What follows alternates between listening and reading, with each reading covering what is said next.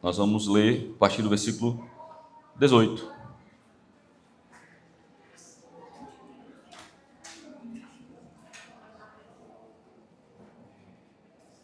Na primeira parte do texto, Paulo está falando sobre os dons espirituais. Na segunda parte, Paulo está aplicando a ideia de dons espirituais à vida na igreja, de como que os dons deveriam ser executados, vividos na igreja para a edificação do próprio corpo. Versículo 18 diz assim: Mas Deus dispôs os membros, colocando cada um deles no corpo, como lhe aprouve. Se todos, porém, fossem um só membro, onde estaria o corpo? O certo é que há muitos membros, mas um só corpo. Não podem os olhos dizer à mão, não precisamos de ti. Nem ainda a cabeça aos pés, não precisamos de vós. Pelo contrário, os membros do corpo que parecem ser mais fracos são necessários. Os que não parecem menos dignos no corpo, a estes damos muito maior honra. Também os que em nós não são decorosos, revestimos de especial honra. Mas os nossos membros nobres não têm necessidade disso. Contudo, Deus coordenou o corpo, concedendo muito mais honra àquilo que menos tinha, para que não haja divisão no corpo. Pelo contrário, cooperem os membros com igual cuidado em favor uns dos outros. De maneira que, se um membro sofre, todos sofrem com ele. Se um deles é honrado, com ele todos se regozijam. Ora, vós sois corpo de Cristo, e individualmente membros desse corpo. A uns escolheu Deus na igreja, primeiramente apóstolos, em segundo lugar profetas, em terceiro lugar mestres, depois operadores de milagres, depois dons de curar, socorros, governos, variedades de línguas. Porventura são todos apóstolos? Ou todos profetas? São todos mestres? Ou operadores de milagres? Têm todos dons de curar? Falam todos em outras línguas? Interpretam-nas todos? Entretanto, procurai com zelo os melhores dons. Que o Senhor abençoe sua palavra. Vamos orar. Senhor, nós te damos graças pela tua palavra, te bendizemos pelo tempo de louvor, de adoração ao teu nome. Isso é um privilégio, Senhor. É uma honra, é um prazer, é uma graça, é uma dádiva extraordinária poder fazer parte do teu povo, poder junto com o teu povo glorificar o Senhor. De fato, Deus, nós não merecemos. Nós te bendizemos de modo grato por tudo que o Senhor tem feito por nós. Somos gratos, ó Deus, pela saúde, nós somos gratos pela nossa família, nós somos gratos pelo teu cuidado, mas sobretudo, Senhor, nós somos gratos porque o Senhor enviou o teu Filho e nos tornou teus filhos por meio de Jesus Cristo. Teu Espírito habita em nós, nós somos povo teu. E reunidos como povo teu, podemos glorificar o Senhor. Te louvamos por essa graça e pedimos que o Senhor nos abençoe na compreensão da tua palavra e na aplicação dela para as nossas vidas. No nome do Senhor Jesus. Amém.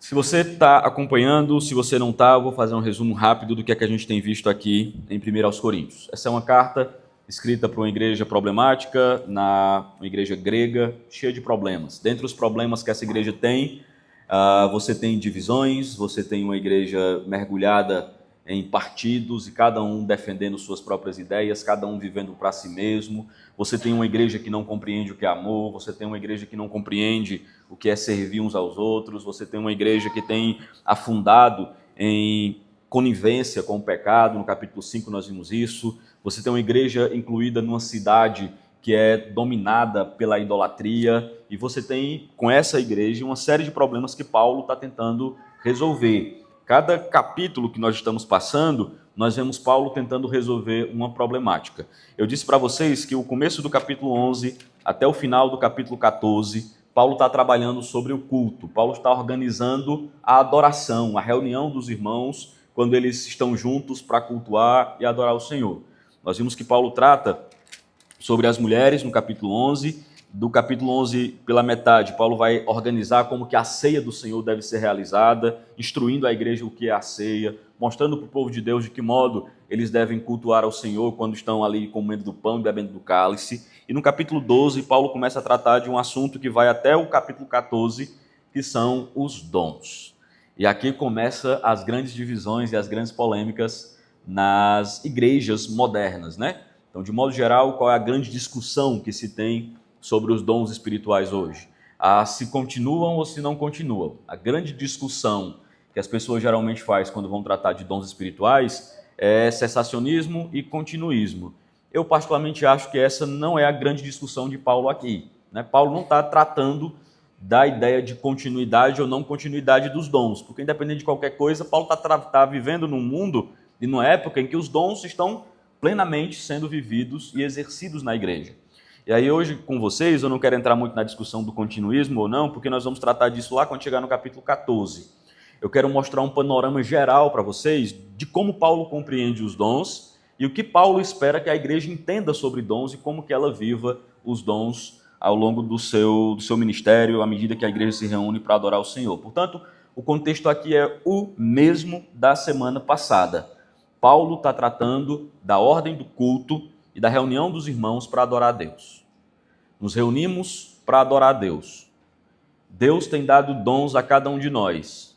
Se você é um crente em Jesus, você tem dons dados pelo Espírito Santo. Dádiva, um presente que Deus lhe dá, uma habilidade extraordinária que o Senhor lhe concede, a fim de que você possa ser útil no reino de Deus e a fim de que você possa edificar a igreja do Senhor, você possa edificar o seu irmão, você possa servir ao Senhor da maneira e no lugar em que Deus quer que você sirva.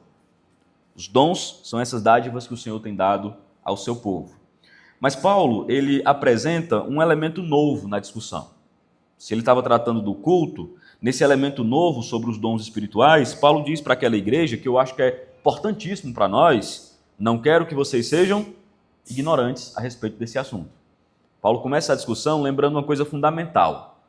Nós precisamos sair da ignorância acerca da palavra de Deus se nós quisermos adorar a Deus da maneira correta.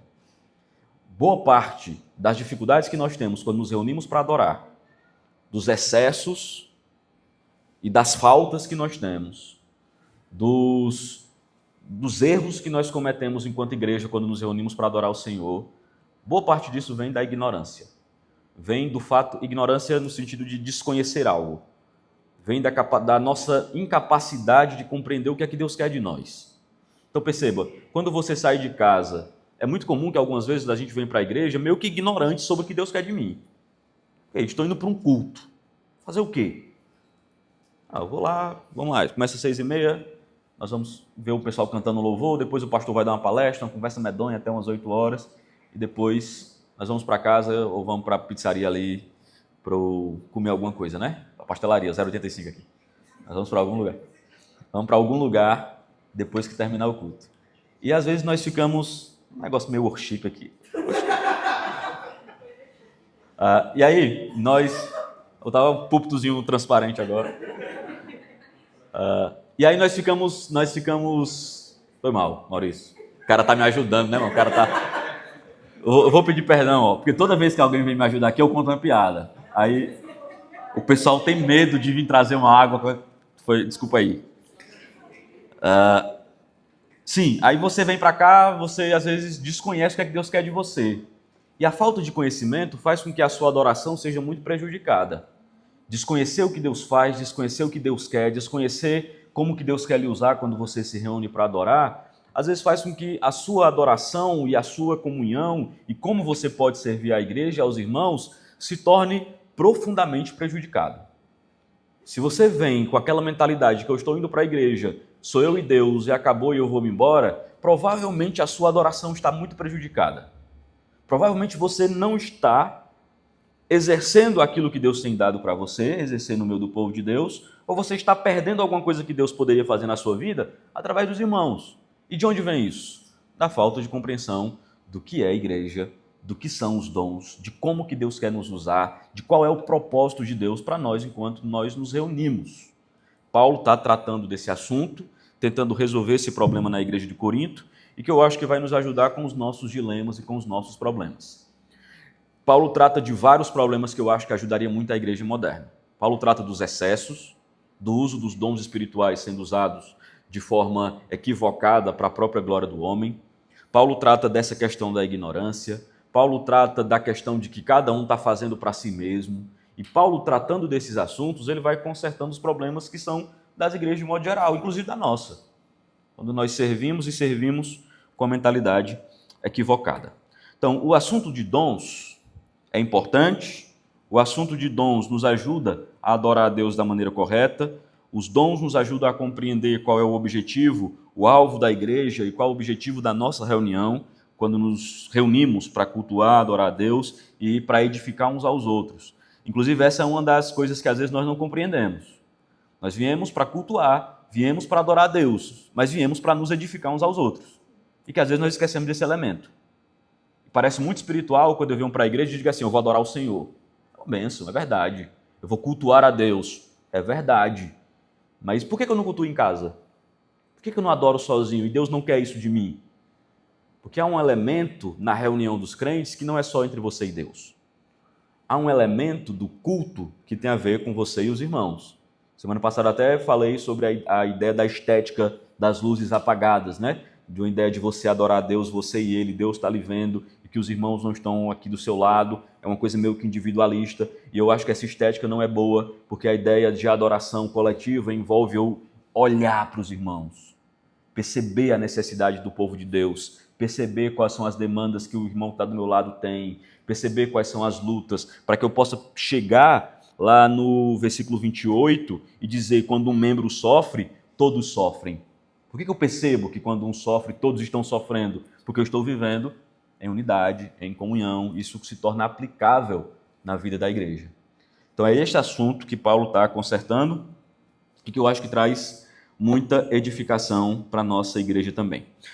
Qual seria a proposição central aqui do texto, que eu entendo que talvez seja o assunto que Paulo está tratando? Coloquei nos seguintes termos: Cristo edifica a sua igreja por meio da diversidade dos seus membros e da diversidade dos dons, para que, unidos pelo Espírito, nós sirvamos uns aos outros para a glória de Deus.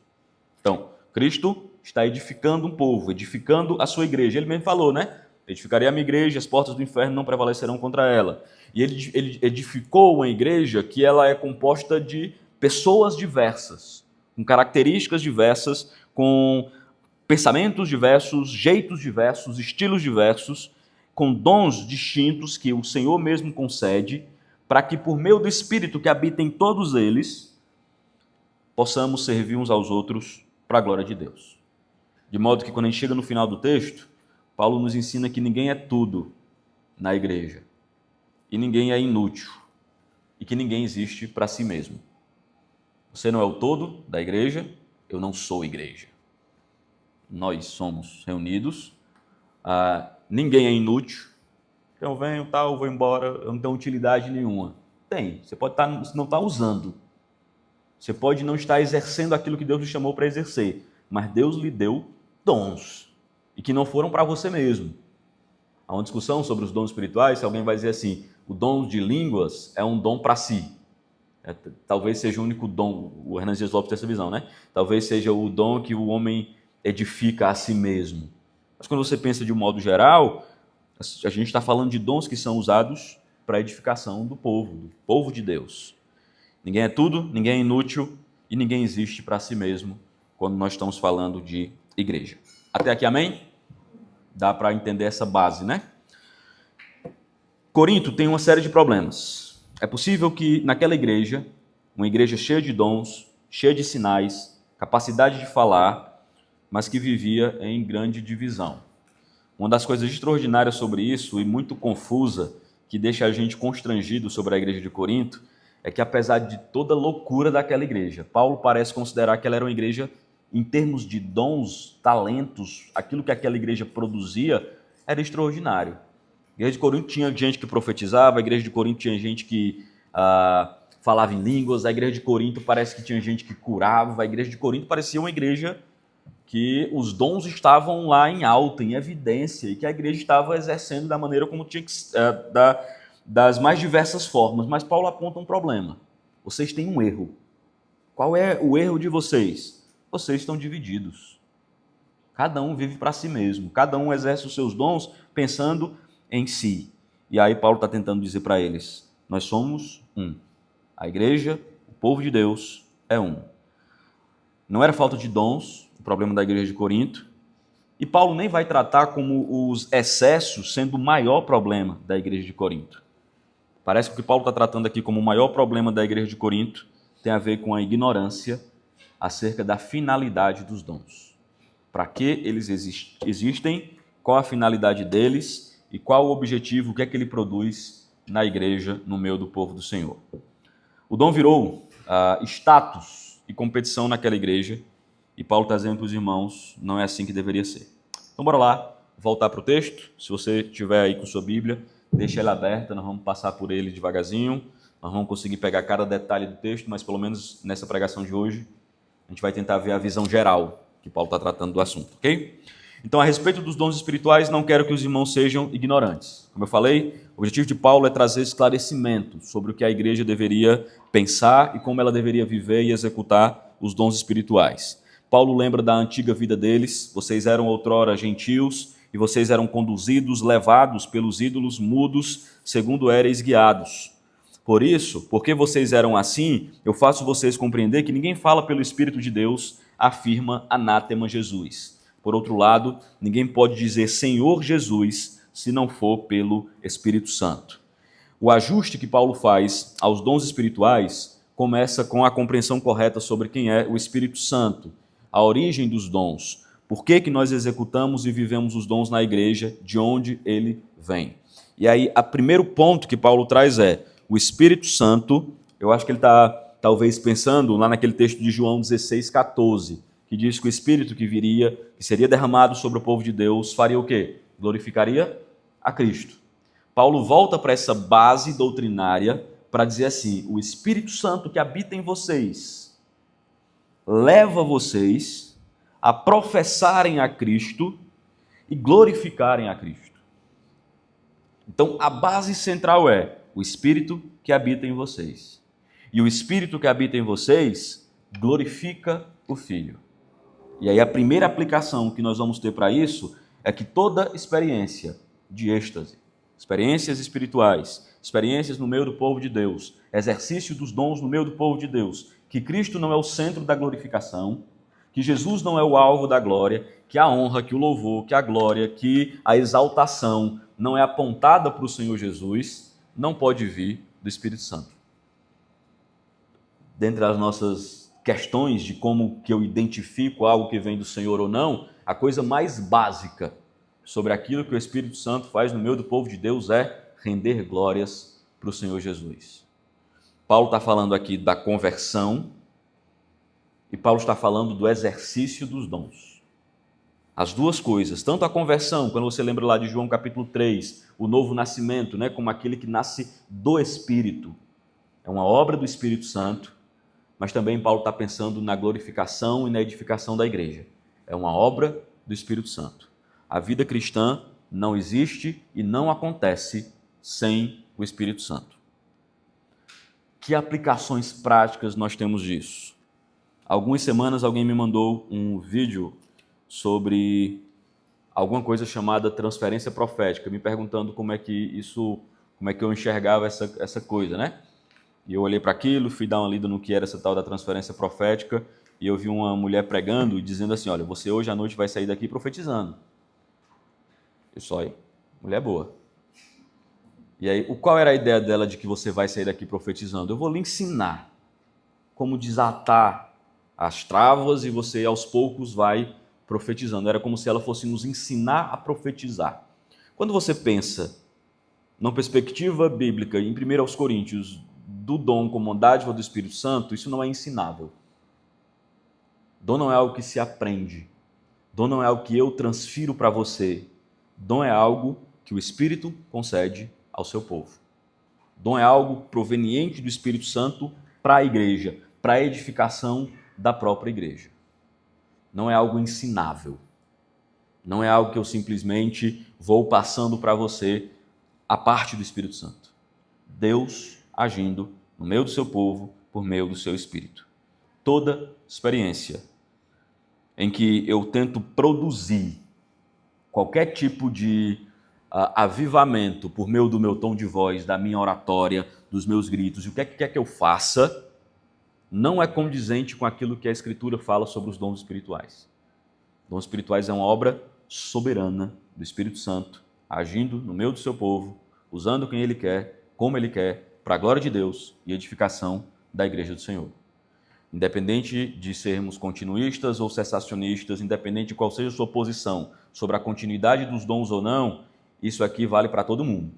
Continuistas e cessacionistas precisam se render diante da verdade bíblica de que os dons são provenientes do Espírito para a edificação da igreja e não pode ser produzido pelo homem. Mas é o próprio Espírito que age no meio do povo de Deus, do jeito que Ele quer, como Ele quer, em quem Ele quer, na hora que Ele quer, para a edificação do povo de Deus e para a glória do Senhor. Amém? Vamos lá, vamos chegar lá. A verdadeira obra do Espírito aponta para Cristo. É assim na conversão e é assim do começo ao fim de toda a vida cristã. Experiência espiritual, em última análise, não deve ser avaliada pela intensidade da emoção, mas pela glória que é rendida a Cristo, pela base bíblica e por aquilo que ela produz de edificação para a igreja do Senhor. A edificação. Há, de fato, não uma produção humana. Há base na Escritura. Deus está agindo no meio do seu povo. Paulo então vai dizer, ora, os dons são diversos, mas o Espírito é o mesmo. Estou lendo o versículo 4. Também há diversidade nos serviços, mas o Senhor é o mesmo. Há diversidades nas realizações, mas o mesmo Deus é quem opera... Cadê? Qual o versículo que eu estou lendo? 6. Cegueira. Há diversidade nas realizações, mas o mesmo Deus é o que opera tudo em todos. A manifestação do Espírito é concedida a cada um, visando um fim proveitoso. Paulo usa 3 expressões, né? Os comentaristas sempre vão dizer que aqui Paulo está usando uma fórmula trinitariana, para dizer que a ação, os dons espirituais é uma obra de Deus, do Pai, do Filho e do Espírito Santo. Os dons é o mesmo Espírito, os ministérios é o mesmo Senhor, uma referência ao Senhor Jesus, e as operações relacionadas a Deus, uma referência ao Deus Pai. Ele vai dizer que são diversos, mas que é diversidade de dons, mas é um mesmo Espírito, é diversidade de ministérios, mas é um mesmo Senhor, é diversidade de operações, mas é o mesmo Deus. De modo que tudo que se faz vem do Senhor, para o Senhor, como glórias para Ele e para a edificação da igreja do Senhor. Qual é o mantra que nós vamos sair daqui respondendo? Glória de Deus, edificação do povo do Senhor. Glória de Deus e edificação do povo do Senhor. A maneira como você tem vivido a igreja, a maneira como você tem exercitado os seus dons, tem produzido glória a Deus, ou no fim das contas, o grande alvo, como cantamos agora há pouco, né? Parece ser o nosso próprio reconhecimento.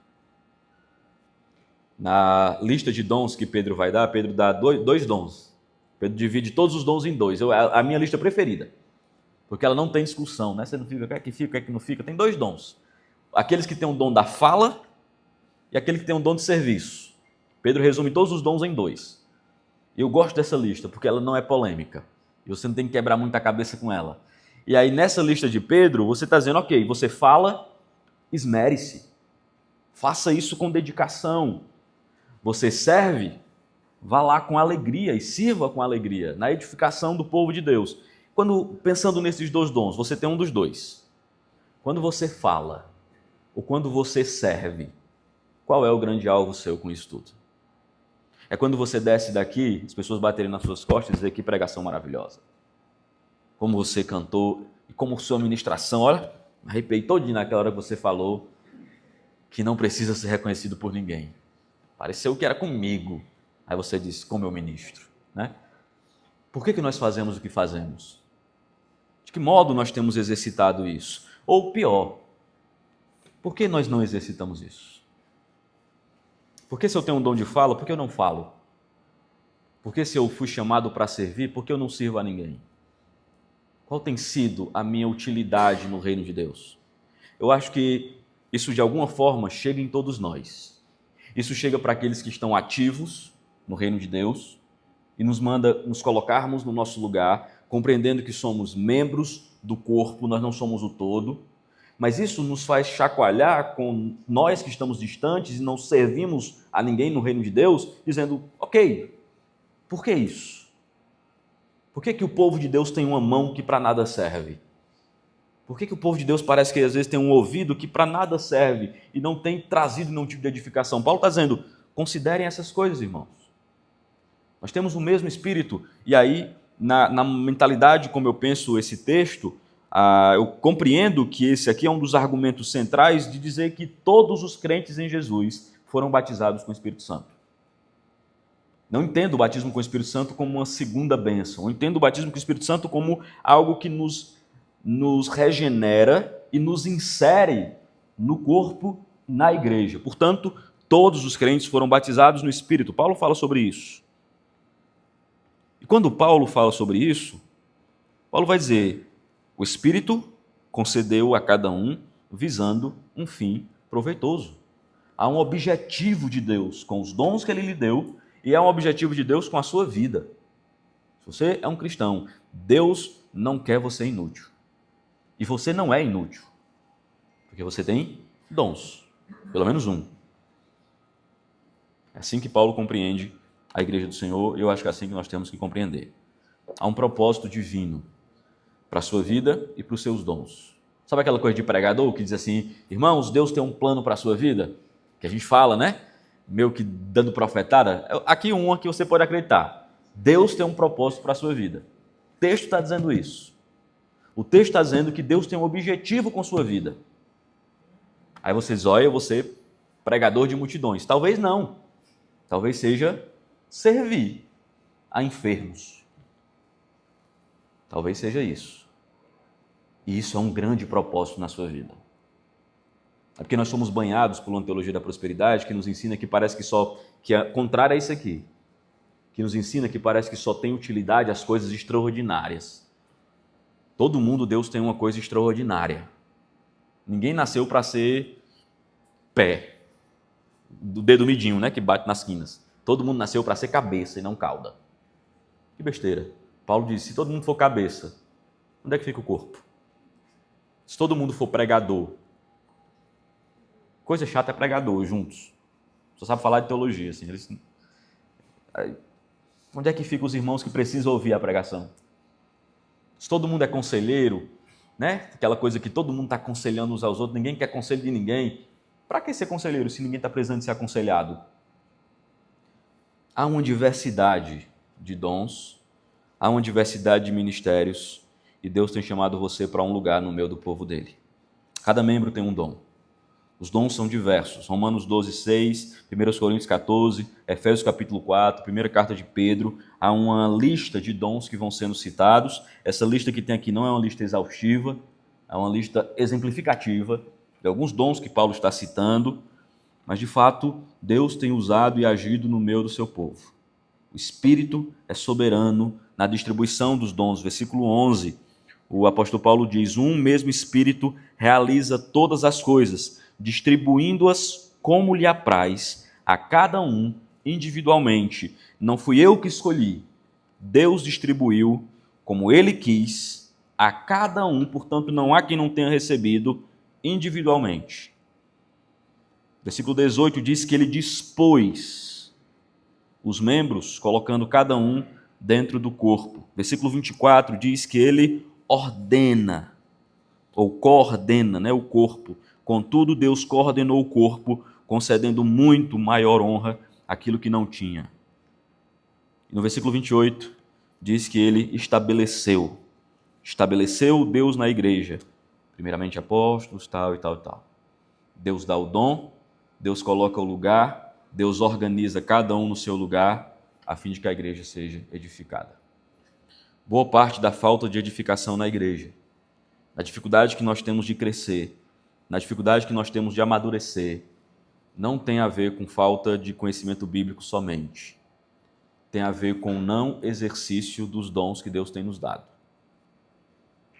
Às vezes nós compreendemos muito bem a palavra de Deus, mas nós não exercitamos aquilo que nós temos recebido do Senhor e nós não somos edificados. E nós não somos aperfeiçoados. nós não crescemos o quanto nós poderíamos crescer, simplesmente porque nós não estamos exercendo os dons na vida uns dos outros. Eu tenho um dom de falar, eu vejo alguém que precisa ouvir e eu me calo. E ela não cresce. E quando ela não cresce, a igreja não cresce. A igreja não amadurece. Eu tenho um dom de ensino e tem um monte de menina ali atrás precisando ouvir do evangelho e eu me calo, e eu não ensino. E aqueles meninos, por algum tempo, até que o Senhor levante outro, ficará sem ouvir e sem crer e sem aprender do Senhor. E a igreja que poderia estar sendo edificada não é edificada na velocidade que poderia, porque simplesmente nós negligenciamos os dons que Deus tem nos dado. Qual é o seu dom? Para que Deus lhe chamou? Qual é o seu objetivo? Qual é o objetivo da sua vida enquanto você serve a Deus? Por que você não tem feito? Por que você tem deixado de fazer? O Senhor tem lhe chamado, o Senhor tem lhe vocacionado, o Senhor tem lhe dado dons, e isso não é uma promessa vazia, isso está na Escritura. Por que você não está exercendo aquilo que Deus lhe chamou para exercitar? Então os dons são para isso.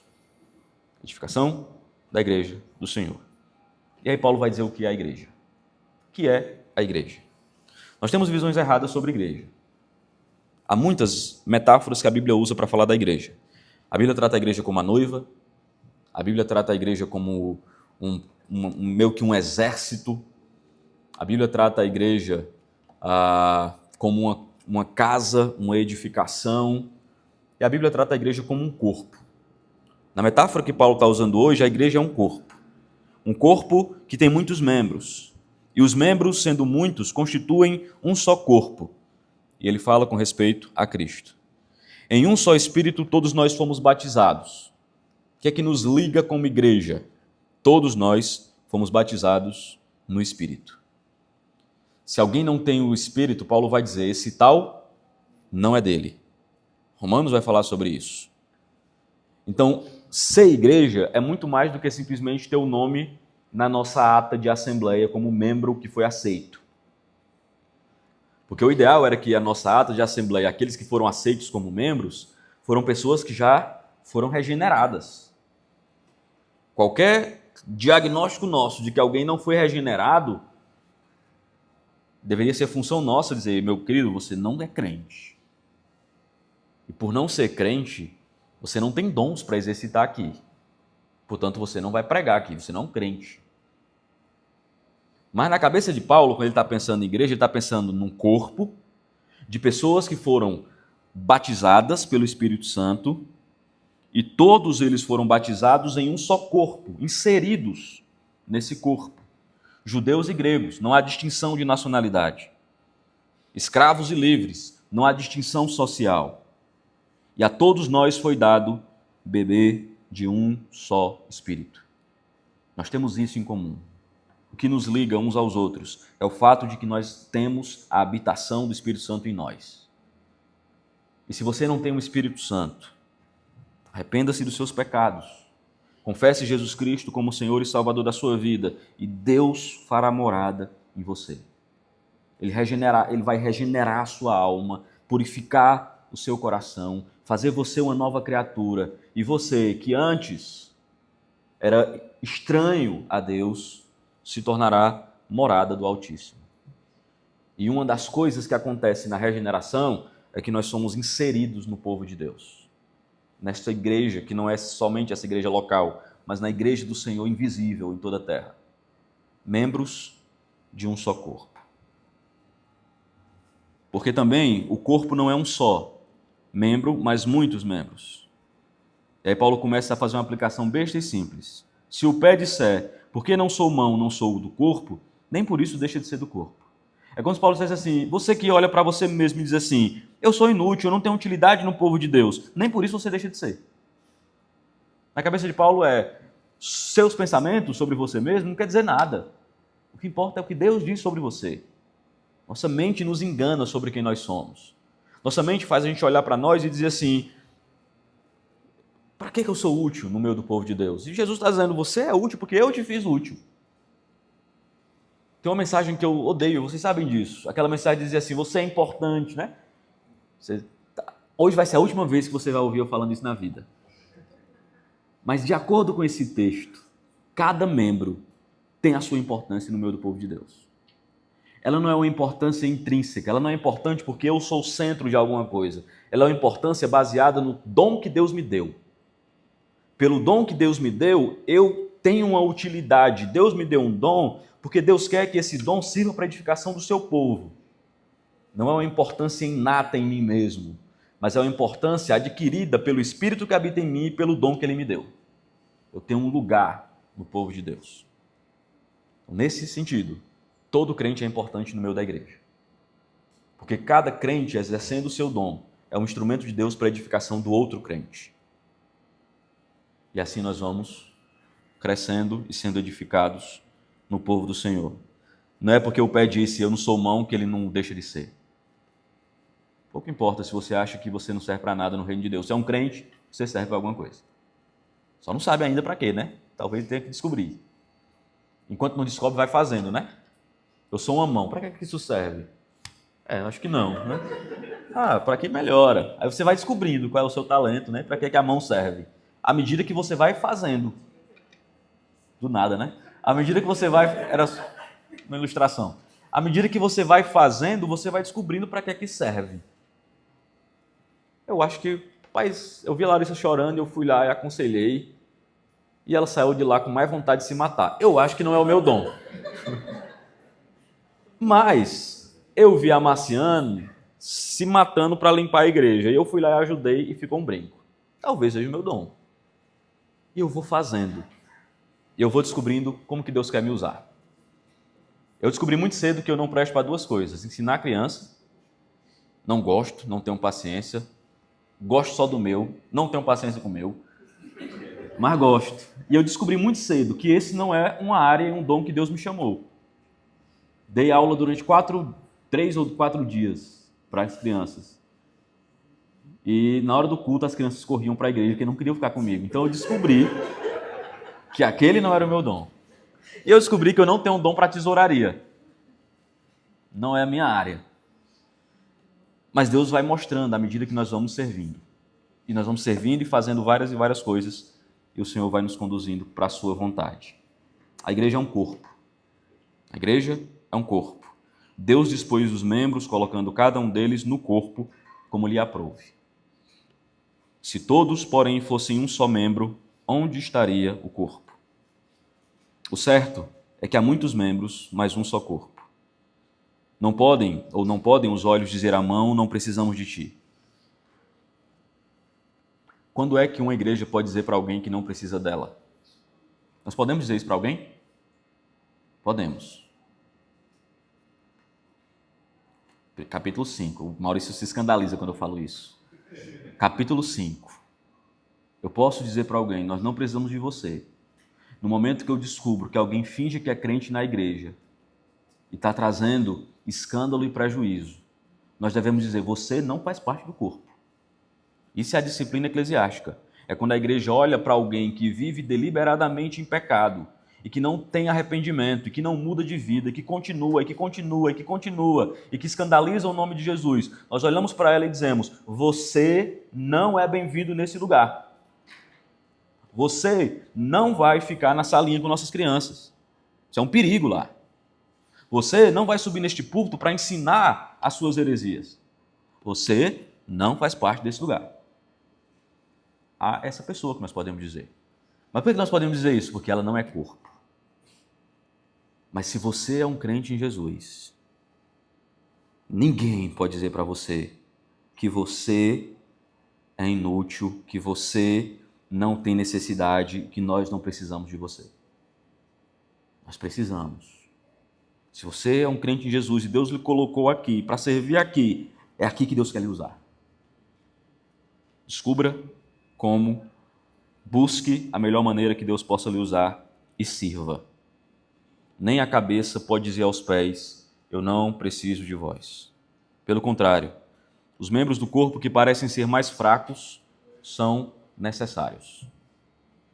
Isso aqui deveria trazer uma certa motivação para nós servirmos a Deus. A igreja não precisa só de pastores e gente que fale muito bem. A igreja não precisa só daquelas pessoas que isso não é nem dom, né? Isso às vezes é uma característica pessoal. Pessoas desinibidas. A igreja precisa dos tímidos. O povo de Deus precisa daqueles que não falam em público. A igreja do Senhor precisa daqueles que têm a capacidade de observar a necessidade dos outros. Precisa daqueles que agem, mas precisa daqueles que pensam antes de agir. A igreja precisa da diversidade dos dons. Deus é sábio. Deus é todo santo e sábio. Ele organizou o seu povo de modo que ele coloca cada um a partir das necessidades do seu povo. Inclusive, eu acho que essa é uma das maneiras que a gente tem para compreender a história dos dons. Na discussão que a gente vai ter no capítulo 14, porque o 13 fala do amor, né? No capítulo 14 vamos voltar para os dons.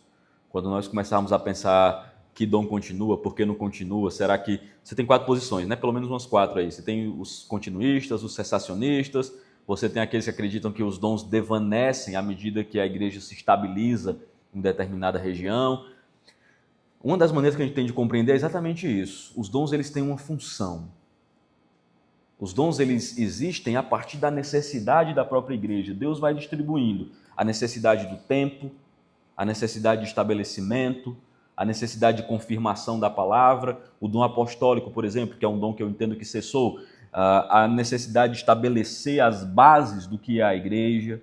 É um dom que ele existe contextual, a partir do que a igreja precisa e necessita. Se você tem um dom, Deus quer o seu dom sendo usado, porque a igreja precisa desse dom.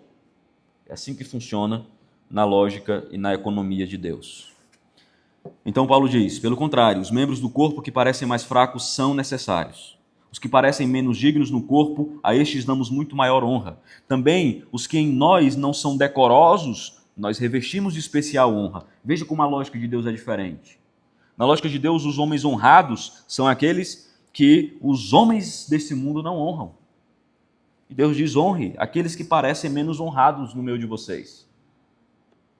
Interessante isso. Como que às vezes a nossa visão é uma visão mundana sobre as pessoas e sobre os dons delas. A nossa visão é mundana quando nós começamos a olhar as pessoas. Então, esse cara ali está de paletó. Eu cheguei na igreja, deve ser o pastor. Ele precisa ser honrado. Da onde? Né? Então, a lógica de Deus é completamente diferente.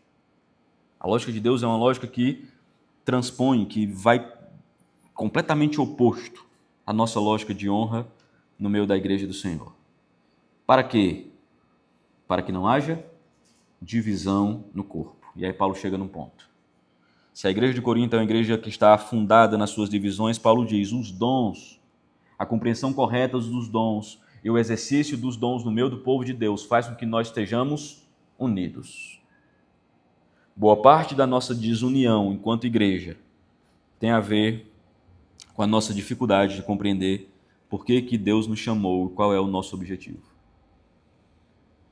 Nós vamos fazer um evangelismo. Cada um vai com o seu dom. E quando chega no meio do campo, começa uma confusão. Por que a confusão começou? Quando nós estávamos servindo a Deus. Não é assim que funciona?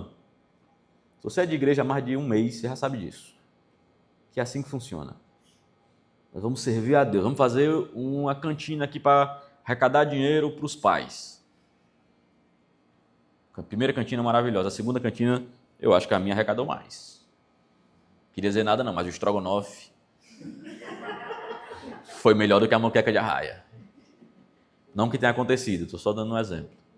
Mas não é assim que funciona.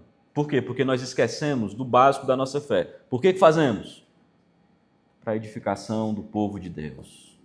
Não há espaço para vaidade, não há espaço para a honra de homens, não há espaço para confusão, quando nós entendemos qual é o propósito do porquê fazemos a obra do Senhor. Não há competição. Cada um está fazendo aquilo que Deus lhe colocou para fazer, para a glória do Senhor, e cada um tem sua importância naquilo que Deus lhe chamou. Os dons são diversos. A igreja é um corpo, e é um corpo diverso e uno. A igreja é diversa, e essa é uma das coisas mais bonitas da igreja. E essa é uma das coisas mais trágicas quando nós pensamos em igreja de nicho. Coisa moderna, igreja de nicho. Igreja pensada para jovens, que é a igreja dos tiozão, que é a igreja dos surfistas, aqui é a igreja do pessoal que gosta de reggae, essa aqui é a igreja... Que loucura! Não é assim que Deus pensou a igreja. Deus pensou a igreja diversa. Deus pensou a igreja em que, na diversidade, Deus promove unidade e edificação. Se todo mundo fosse chato que nem eu, as nossas coisas seriam muito chatas. Não é? Já pensou? Se todo mundo tivesse a minha característica no churrasco que nem ontem. Era cada um num canto. Porque quando começa a zoada, o autismo bate. Aí você fica, né? Começou a zoada. A igreja é diversa. Para que quando nós necessitamos uns dos outros, na diversidade Deus mostra a sua sabedoria. E Deus usa os calados para observar os problemas da igreja. Deus usa os que falam para resolver os problemas da igreja. Deus usa cada um da maneira como Ele quer. A igreja é um corpo diverso, mas uno. Batizados pelo mesmo Espírito, cada um com sua importância, porque Deus não quer divisão. Amém, irmãos? Deus não quer divisão. Para que não haja divisão no corpo, pelo contrário, cooperem os membros com igual cuidado em favor uns dos outros. De maneira que se um membro sofre, todos sofrem com ele.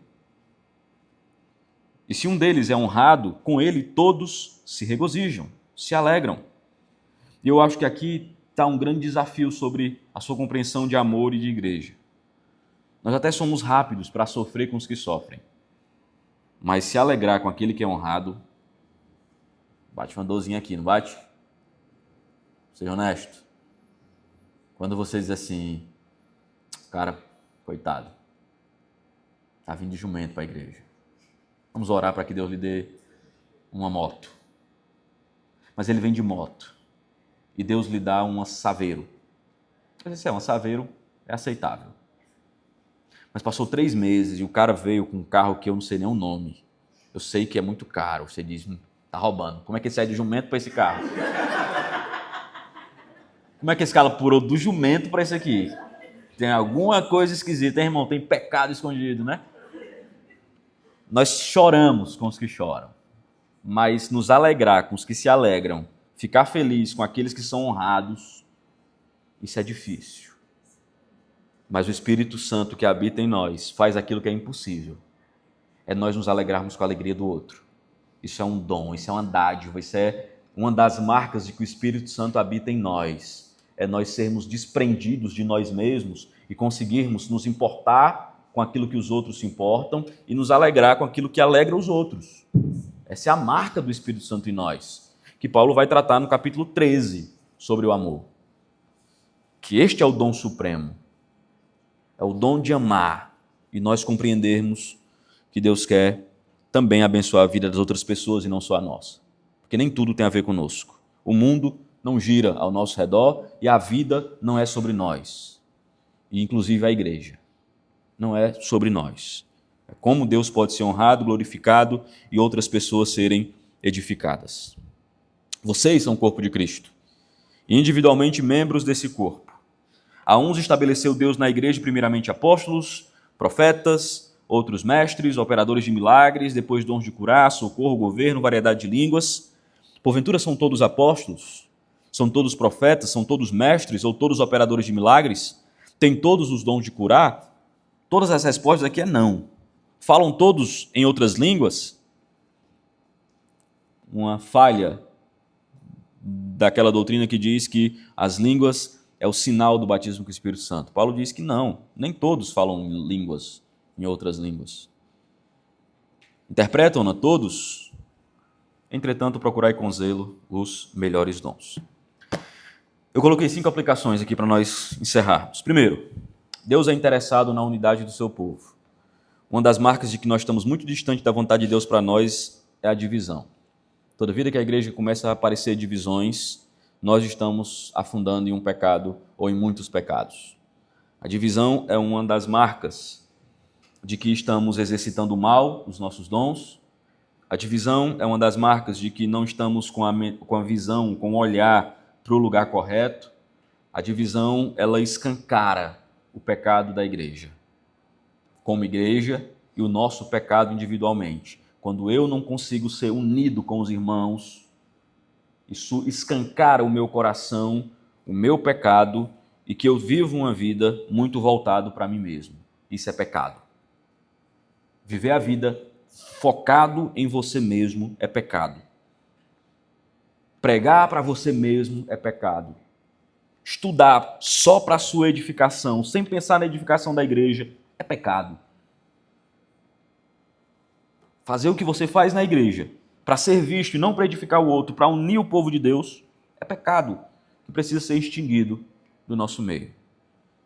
Toda vaidade é perigosa para a unidade da igreja. Toda vez que o seu coração se envaidecer por aquilo que você faz pelo reino de Deus, talvez você seja um instrumento de divisão na igreja e no meio do povo do Senhor. Porque o vaidoso reconhece o outro, certo?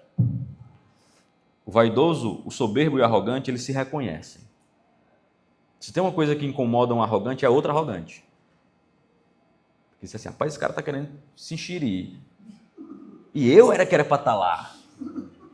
Então, geralmente, o orgulhoso, ele consegue ver muito rápido o orgulho do outro. Cada vez que você percebe isso em você, considere que talvez você esteja sendo usado para destruir a igreja, em vez de produzir unidade e edificação do povo de Deus. Se você é um crente em Jesus, você possui o Espírito Santo. Se você é um crente em Jesus, o Espírito Santo habita em você. Você foi batizado pelo Espírito, você pertence a Ele e Ele lhe usa da maneira como Ele quer. Simplesmente se coloque à disposição do Senhor para ser usado por Ele. Cantamos agora há pouco, né? Farol, usa-me, sonda-me. Ok, como? Através daquilo que Ele mesmo tem lhe dado. Para a edificação da própria igreja e não para a sua própria. Ele capacita, Ele insere o povo de Deus, Ele organiza o povo de Deus, estabelece o povo de Deus e usa da maneira como Ele quiser. Quarto, você é útil. E quinto, você deve servir com vistas à edificação da igreja. Cada vez que você encontrar uma outra razão para servir que não seja essa, não deixe de servir. Mude a motivação do seu coração. O caminho não é parar de servir. O caminho é mudar a sua mentalidade e a motivação do porquê você faz o que faz. Então, eu vi alguém em sofrimento e eu fui lá e ajudei. Por que você ajudou? Para ser visto. Em épocas de internet, para ter likes, para ter curtidas e para que as pessoas vejam como eu sou uma pessoa boa. Qual é o caminho bíblico? Pare de ajudar? Não. Exclua o Instagram. Para que você possa servir sem ninguém ver. Mude a motivação do porquê você faz o que você faz. Para que Deus seja glorificado no meio do seu povo e a igreja seja edificada. Amém? Então vamos orar, vamos ficar de pé, o grupo de louvor já pode vir aqui à frente e nós vamos adorar. Enquanto nós cantamos e adoramos ao Senhor, esteja em oração, né? Considere essas coisas que nós falamos e avalie o que é que Deus quer da sua vida.